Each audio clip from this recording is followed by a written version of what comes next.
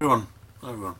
I hope someone's listening to this. I've sort of got the feeling that engagement with the WhatsApp and the program has drifted off slightly, and for that I'm sorry. And I know it's something we talked about in our face-to-face days, that an online element at the end perhaps doesn't have the same engagement factor as the face-to-face does.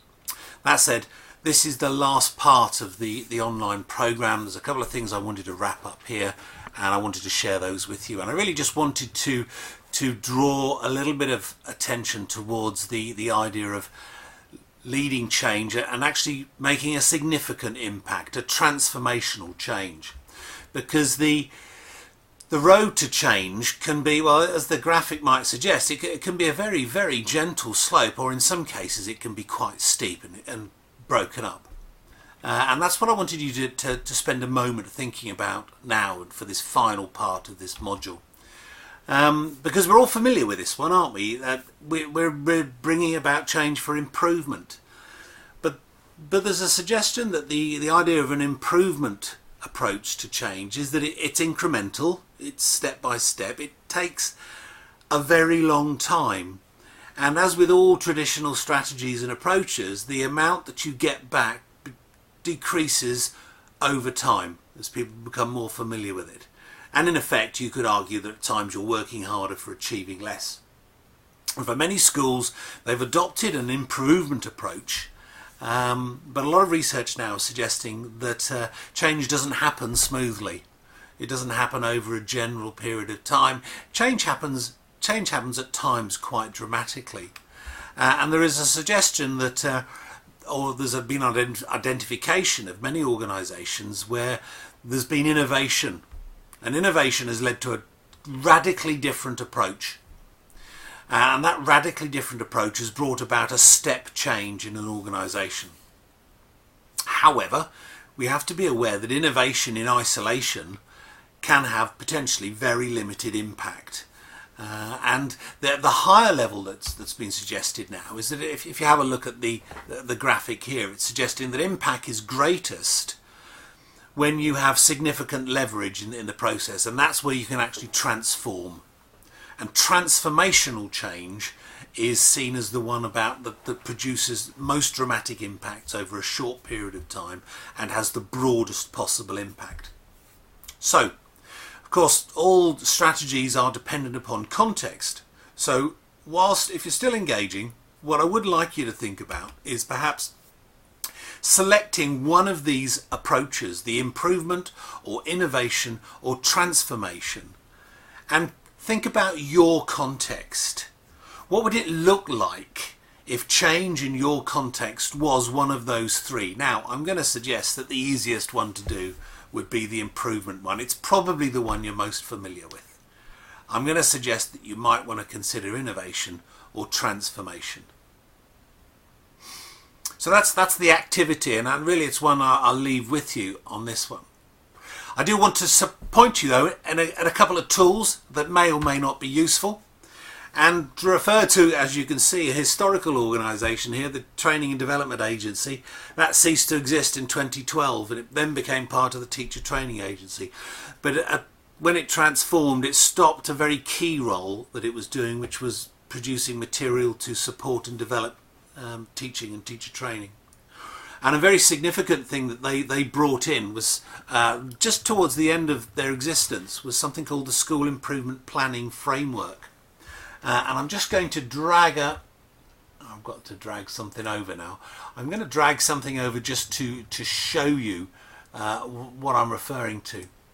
This is, if you Google the School Improvement Planning Framework, and in particular go to you'll get a list of returns, but go to the one that says is the National Archives, because it's an archive document.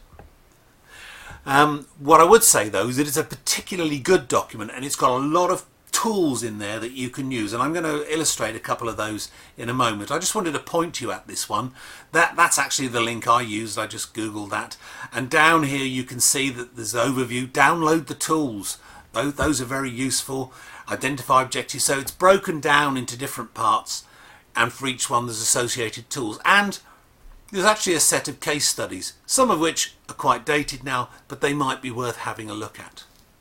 Okay, so that's the toolkit I wanted to show you, and here's perhaps an example of that toolkit. Just bear with me while I modify my screens. That might be of some use. Here's one which is a team building activity where people are encouraged not just to focus on what's not working, but to actually identify what's working well. And you can see this, how this works, what's working so-so, and from those you can often identify quick wins, things that are just marginal and you can have a quick input and bring about a change. And then the not so wells, and you can see what's happened here is that once you've done this brainstorming activity, you then process a bit further and you begin to identify groups of things that are working not so well, which then lead you to a series of sub-challenges. So that's one of the tools on there. The toolkit then goes on to suggest that once you've got that, you can interrogate one of those particular areas using something called the 5 whys technique. Now, the 5 whys technique is sometimes classified as the toddler technique because it's a series of whys, but the idea is that you burrow down into deeper understanding. As you can see, you start on the left with a single issue. You do have to have absolute clarity on the issue, so getting it identified on the previous one is important. And then you proceed with the team to burrow down. And actually, you don't just say why, but you actually understand what leads to that issue. I've got an example here. Here's one where the revenue budget's not balanced.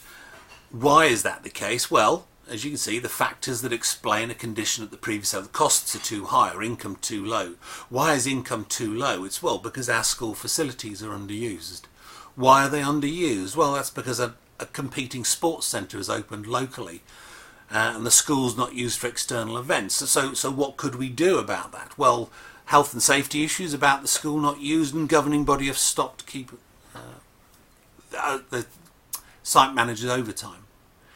So by using a 5 whys, you move back down to the root cause of the problem, and on the right hand side, after going about 5 levels, you get down to actions that you can address which will begin to improve the circumstances on the left. That's just an example. There are other examples in the toolkit, and I'd really encourage you to have a look at those. And that's really all I wanted to share with you. Just this wrapping up now, something of a toolkit.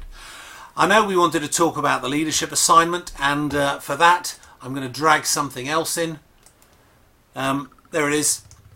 It's on the K-Hub page. It's in the library. It's the participant handbook. It's the one that explains to you everything in there, and there's a section in there called the leadership assignment. To complete that, you've got to submit a leadership assignment. It'll be an assessed piece of work, 2,500 words, and currently referenced. That's an account of it. All the details are in there. For those of you who are interested in the master's program, there's more detail on that. And I did actually send a message on the WhatsApp to suggest that if you wanted to engage with that, let me know and I'll pass your details on to Colleen. So that's in effect it. That's the end of the program. In order to complete and get your completion certificate, you need to submit this leadership assignment. It's the final part of that. You've got, as we said before, and we've talked about this before, it's the completion of, at the end of this term is when you need to get that submitted. I'll put this out there, I'll share the link with you on WhatsApp, and we will see if anybody comes back to me in that environment. In the meantime though, bye now and thanks for listening.